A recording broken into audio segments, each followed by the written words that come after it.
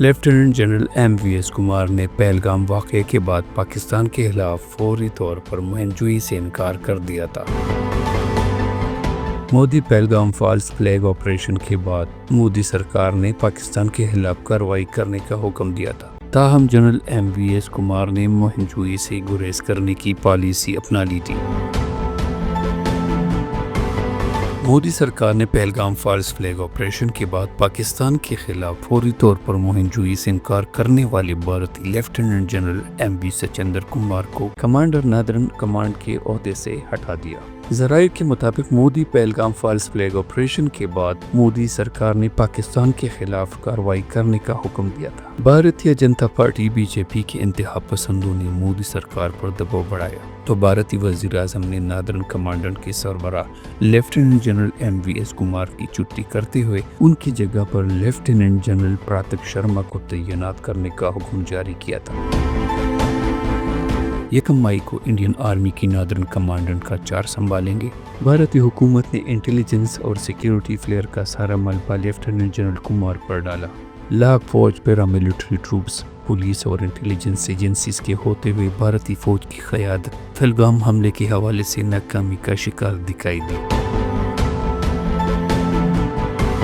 Lieutenant MVS Kumar کا قصور Pahalgam operation کے فوری طور پر پاکستان کے خلاف مہم جوئی سے انکار کرنا تھا۔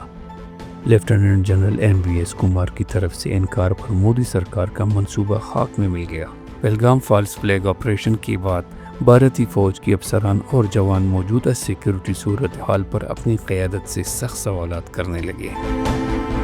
نئے تعینات کیے گئے بھارت کے deputy chief of staff lieutenant general Prateek Sharma نے گزشتہ روز سومناتھ ہال سری نگر میں آرمی آفیسرز اور جوانوں سے ملاقات کی۔ پہلگام واقعے کے تناظر میں ہونے والی اس ملاقات میں لیفٹیننٹ جنرل پراتک شرما بھارتی فوج کے آفیسروں اور جوانوں کو مطمئن نہیں کر سکے۔ بھارتی افسران کی جانب سے سوالات کیے گئے کہ سخت سیکیورٹی کے باوجود پہلگام حملہ کیسے ہوا۔